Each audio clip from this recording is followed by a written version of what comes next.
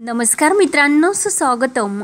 मन धागा धागा जोडते नवा या मालिकेच्या आजच्या भागामध्ये असे पाहायला मिळते की शलाका ही मस्त मजा घेत खात असते आणि तेवढ्यात तिथे रुंदा येते. तर रुंदा शलाकाला म्हणते की अगं, तू तर मला म्हटले की आई आपल्याला स्वस्त बसून चालणार नाही आणि येते तर तू मज्जा करते. तेव्हा शलाका म्हणते की मी कुठे मज्जा करते, ती मुलगी हातातच लागत नाही, ती आनंदीच बरी होती. ही सुखदा जाम जड जाते. तर रुंदा म्हणते की हो ना, जड तर ती जातेच. आज काहीतरी ती स्पेशल करणार म्हणे. तर शलाका घाबरते आणि आई आपल्याला ती परत काहीतरी करणार असे म्हटली का. तर रुंदा म्हणते की अगं, आपल्याला नाही तर सार्थकला, त्याच्यासाठी ती काहीतरी स्पेशल करणार आहे. थोडं मोठं तिने गिफ्ट बॉक्स मागवले. शलाका विचारते की त्यात काय आहे. तेव्हा रुंदा सांगते त्याच्यात काय आहे हे माहिती तर नाही. तेव्हा शलाका म्हणते की काय ग आई, अर्धवटच माहिती घेऊन येते. रुंदा म्हणते की हे बघ शलाका, त्या बॉक्स मध्ये नेमकं काय आहे याच्याशी आपले काही घेणे देणे तर नाही. तर शलाका विचारते की मग आता यापुढे आपण काय करायचे. तेव्हा रुंदा सांगते की त्या बॉक्स मध्ये काही जरी असले तर ते आपण बदलायचे. ते ऐकून शलाका खुश होते आणि चल तर आपण कामाला लागूयात असे बोलून एकमेकांना टाळी देतात. त्यानंतर इकडे सुखदा ही आदर्श आणि अक्कूला सांगत असते की सार्थक जेव्हा त्याच्या बेडरूम मध्ये जाईल तेव्हा त्याच्या बेडवर ते गिफ्ट ठेवलेले असेल. बेसिकली हा प्लॅन आहे. तर आदर्श म्हणतो की हे तर आपण करूयात, पण थँक्यू म्हणण्यासाठी आणि आभार मानण्यासाठी हे सर्व करण्याची काय गरज आहे. तेव्हा सुखदा म्हणते की ब्रो, अरे मागच्या काही दिवसात सार्थकने माझ्यासाठी खूप काही स्पेशल गोष्टी केल्यात आणि त्या गोष्टी माझ्या मनाला खूप आवडल्या, म्हणून मला माहिती आहे की थँक्यू त्याला म्हणणे खरंच खूप छोटी गोष्ट आहे. त्यामुळे थँक्यू म्हणण्यासाठी मला ही सर्व लागणारच आहे आणि त्यासाठी तुमची साथ मला हवी. आदर्श म्हणतो की अगं ठीक आहे, आम्ही तर नेहमी तुमच्या सोबतच आहोत, हो की नाही अक्कू. तर अक्कू म्हणते की हो ना दादा, सुखी तुझा प्लॅन एकच नंबर आहे, मज्जा तर खूपच येईल. आणि तिघे एकमेकांना टाळी देत खूप खुश होत असतात. तर रुंदा आणि शलाका हे चोरून ऐकतात. ते ऐकून शलाका आईला म्हणते की आई, यांना जितके प्लॅन करायचे असेल ते सर्व करून देत, यांच्या अख्ख्या प्लॅनची वाट मी लावणारच हे ठरवते. रुंदा तर खूपच खुश होते. तेव्हा ठरलेल्या प्लॅन प्रमाणे रुंदा आणि शलाका सेम जो बॉक्स सुखदाने मागवलेला असतो तसाच एक गिफ्ट दुसऱ्या बॉक्स मध्ये सेम तसेच आणून तो बॉक्स बदलतात. तेव्हा सार्थक ऑफिस मधून घरी येतो. तर सुखदा त्याला म्हणते की अरे सार्थक थांब, आणि सार्थक तुझ्यासाठी एक टास्क आहे. तर सार्थक म्हणतो की काय काय नवीन हे खूळ. सुखदा म्हणते की अरे खूळ नाही तर हा खेळ आहे, हिरा अनमोल आहे. सार्थक राजाध्यक्ष, आम्ही तुमच्यासाठी ट्रेजर हंट ऑर्गनाइज केलेले आहे, म्हणजे खजिन्याचा शोध. तेव्हा सार्थक म्हणतो की अगं सुखदा ऐकून घे, एकतर ऑफिस मधून मी खूप थकून आलो. तेव्हा सुखदा म्हणते की अरे सार्थक, तू ठरून आलेला आहे काही. सुखदाने आपल्यासाठी काही जरी केले तरी आपण तिच्या समोर असा चेहरा पाडायचा. सार्थक म्हणतो की ठीक आहे, ओके, काय करायचे ते सांग. तेव्हा एक चिठ्ठी घेऊन सुखदा म्हणते की हा तुझा पहिला क्ल्यू आहे आणि या क्ल्यू मुळे तुला दुसरा क्ल्यू मिळेल आणि मग नेक्स्ट आणि सगळ्या क्ल्यूज नंतर तू तुझ्या फायनल क्ल्यू पर्यंत जे गाईड होईल आणि ते तुझ्या गिफ्ट पर्यंत तुला मिळेल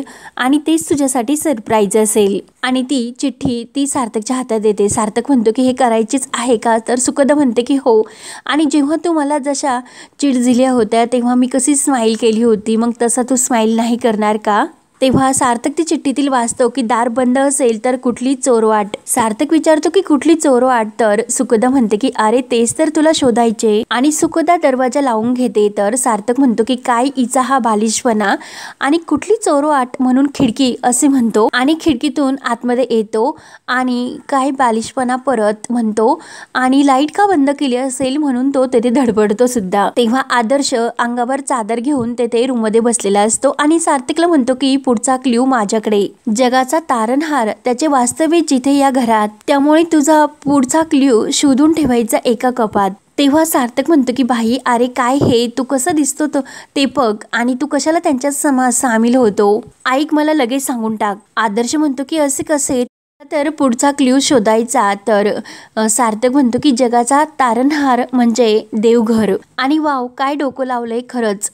म्हणून सार्थक देवघरात येतो आणि देवाला नमस्कार करून तेथे सुद्धा एक चिठ्ठी असते, ती चिठ्ठी उचलतो. त्यामध्ये लिहिलेले असते की कॉफी कॉफी कॉफी टाइम, म्हणजे किचन. आणि लगेच तो किचन मध्ये येतो आणि किचन मध्ये आल्यानंतर अक्कू हातामध्ये ट्रे आणि कप घेऊन उभीच असते आणि ही आणि खास इटलीवरून आणलेली कॉफी आहे आणि सार्थक कप हातामध्ये घेऊन त्यामध्ये सुद्धा एक चिठ्ठी असते आणि हे नेमकं काय चालले असे म्हणून तो दुसरी चिठ्ठी वाचतो तर त्यात असे लिहिलेले असते, फार काही अशी अवघड नव्हती, कोडी नव्हती, त्यामुळे सहज सुटली. आता खोलीत गेल्यामुळे तुला मिळणार काहीतरी खास आणि शोधशील ना नक्की. म्हणून सार्थक रूम मध्ये येतो तर वृंदा आणि शलाका गुपचूप बाहेर निघतात आणि ह्या सर्व प्लॅनची आता माती होणार, कारण सार्थक आता सुखदावर भडकणार म्हणून त्या दोघी खुश होतात. त्यानंतर सार्थक रूम मध्ये येतो तर आकांक्षा, सुखदा आणि आदर्श धावत येतात.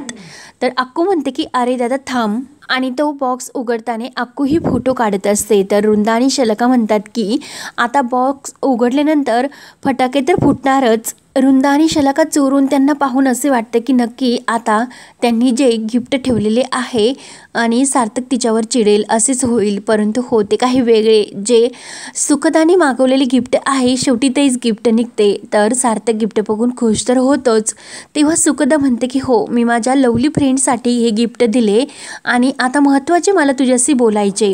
तेव्हा आदर्श म्हणतो की अक्कू चल आता आपण बाहेर जाऊयात. तेव्हा ते दोघे बाहेर गेल्यानंतर सुखदा म्हणते की सार्थक, मागच्या गेल्या काही दिवसात तू माझी इतकी काळजी घेतली आणि मी इतकी हॅपी असते, त्यामुळे बऱ्याच लोकांना माझा अंदाज येत नाही की मला सुद्धा प्रेमाची आणि काळजीची, आपुलकीची गरज असते. पण तू सुद्धा खरंच इतकी छान माझी काळजी घेत होता की जशी मी इतरांची काळजी घेते अगदी तसाच. पण काळजी घेता घेता रागवत सुद्धा होतात. आणि पण ठीक आहे, तुझ्या या रागवण्यामागची काळजी आणि आपुलकी यामुळे मी खरंच भारावून गेले. मुळात आपली इतकी कोणीतरी छान काळजी घेते ही फिलिंगच अमेजिंग आहे आणि ती फिलिंग्स तुम्हाला दिली, तो अनुभव फक्त तुझ्यामुळे मला मिळाला. आणि तू मला एक गोष्ट प्रॉमिस कर की ही मैत्री अशीच कायम राहून दे. मी कायम हा मैत्रीचा धागा तुटून देण्यासाठी प्रयत्न करेन, कारण खूप वर्षांनी एक छान मित्र मला मिळाला. तर सार्थक म्हणतो, सुखदा या बाबतीत माझं नशीब फारसं चांगले नाही, मला आवडणारी माणसं फार काळ माझ्या आयुष्यामध्ये नाही टिकत. मग तुझ्या बाबतीत, आपल्या मैत्रीच्या बाबतीत असे काही होऊ नये म्हणून मी कायम प्रयत्न करेन. तेव्हा सार्थक तर जायला निघतो तर सुखदा त्याला परत थांबवते आणि सार्थक मला तुझ्याशी अजून काहीतरी बोलायचे असे म्हणते. तेव्हा सार्थक म्हणतो की नको सुखदा, कारण खूप वर्षांनी इतकी निर्मळ मैत्रीण मला मिळाली. तेव्हा सुखदा सार्थकच्या मिठीत येते आणि निदान ही मैत्री अशी कायम टिकून दे असे म्हणून दोघे एकमेकांच्या मिठीत येतात. तर हे पाहून वृंदा आणि शलाका यांचा खूपच जळफळाट होतो आणि वैतागून ते आपल्या रूममध्ये निघून येतात. आणि तो बॉक्स उचलून वृंदा म्हणते की जर त्या ह्या बॉक्समध्ये नेमकं काय असेल. तेव्हा शलाका म्हणते की आई तूच नेहमी काहीतरी गडबड करत असते. तर वृंदा म्हणते की अगं मी काय केले, बॉक्स बदलण्यासाठी तर आपण दोघे गेलो होतो. शलाका म्हणते की मग तिकडे काही घडले तर नाही ना. वृंदा म्हणते की मग तोच विचार करून डोकं फक्त आउट झाले. शलाका म्हणते की जाऊन दे, जे झाले ते झाले, परंतु हा बॉक्स उघडून आपण बघूयात की यात काय आहे ते. म्हणून त्या दोघी बॉक्स उघडतात तर त्यातून खूप मोठासा धमाका होतो आणि दोघींचे तोंड इतके काळे होते तर अक्कूला खूपच हसू येते. अक्कू दरवाजात त्यांची ही गंमत पाहून खूपच हसते. आणि जेव्हा वृंदा आणि शलाका त्या बॉक्स बदलण्यासाठी रूम मध्ये गेलेले असतात आणि तो बॉक्स ठेवून त्या जेव्हा तेथून जातात तर सुगदाने ती पाहिलेली असते आणि वा माझ्या मांजरीनं तुमची इतकी हिंमत वाढली तर, म्हणून सुखदाने तो बॉक्स पुन्हा चेंज केलेला असतो. तर इकडे शलाका आणि वृंदा खूपच वैतागतात आणि वृंदा शलाकावरच चिडते. तर शलाका म्हणते की अगं ती सुखदा एक नंबरची हुशार आहे. तेव्हा वृंदा म्हणते की अगं ती हुशार असो पण तू एक नंबरची महामूर्ख, म्हणून शलाकाची चांगली ती धुलाई करते. त्यानंतर इकडे सुखदा रूम मध्ये येते आणि म्हणते की अगं तू काय करायला निघली होती, तुझी फक्त सार्थकची मैत्री आहे, मग ती तशीच राहून दे, काय तुला बोलायचे होते त्याच्याबरोबर. सार्थकच्या मनाला मैत्रीच्या पलीकडे जायचे नाही, पण माझ्या मनाला मात्र मैत्रीपर्यंत थांबायचे नाही, त्याचे काय करू. आणि आपला टेडी घेऊन त्याच्याशी बोलते की अरे टेडी काय होते नेमकं, मला काय फिलिंग्स आहे ह्या, अरे या फिलिंग्सला काय म्हणतात, मला सार्थक फक्त आवडतो की त्यापेक्षा सुद्धा जास्त आहे की काही खूप जास्त आहे का, मला प्रेम झाले का टेडी. त्यानंतर इकडे सुखदाने सार्थकला जे गिफ्ट दिलेले असते तर तो गिफ्टकडे बघत त्याला आनंदीने जेव्हा पहिल्या वेळीस त्याला जे गिफ्ट दिलेले असते त्याची आठवण होते आणि आनंदीचा फोटो समोर ठेवलेला असतो आणि तो तिच्याशी गप्पा करत म्हणतो की आपण आपण पहिल्यांदा बागेत फिरण्यासाठी गेलो होतो तेव्हा त्या लहान मुलांना फुगे वगैरे घेऊन दिले होते आणि त्या काठड्यावर आपण बसलो होतो। त्या गोष्टी जर आठवल्या तर खरंच ते दिवस किती छान होते। कधी कधी असे वाटते की टाइम ट्रबल करून मागे जावे, पण ते शक्य नाही ना। तशी सुखदा सुद्धा चांगली मुलगी आहे, माझ्या सर्व फिलिंग्सला ती चांगले समजून घेते।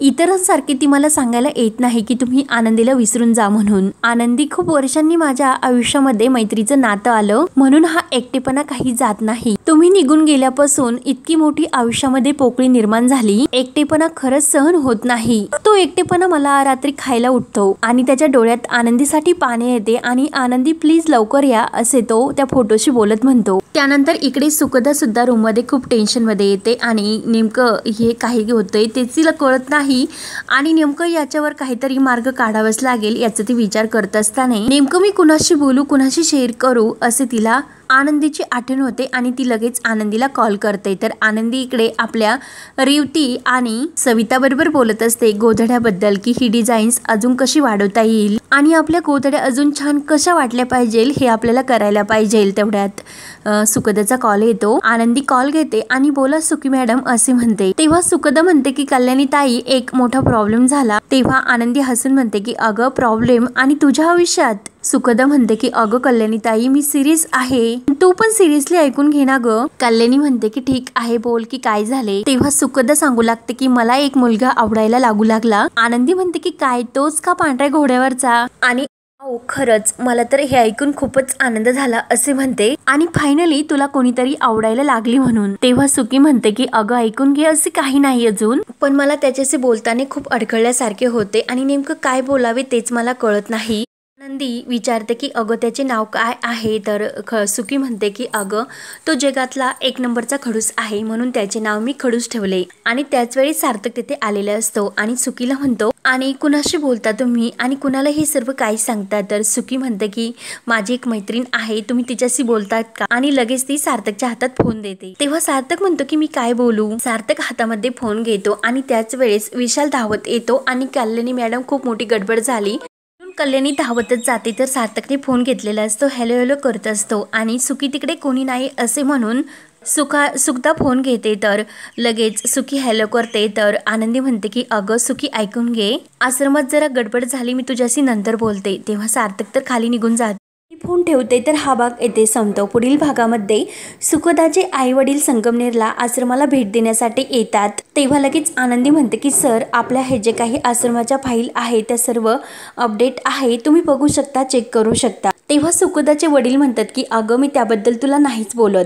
कामासाठी ते आनंदीला नाशिकला जायला सांगतात। नाशिक म्हणल्यानंतर आनंदीला तर धक्काच बसतो आणि आता मित्रांनो आपली आनंदी ही सार्थककडे नाशिकला जाईल का आणि तेथे गेल्यानंतर तिची आणि सार्थकची कशी भेट होते हे पाहण्यासाठी चॅनलला लगेच सबस्क्राईब करत रहा। धन्यवाद।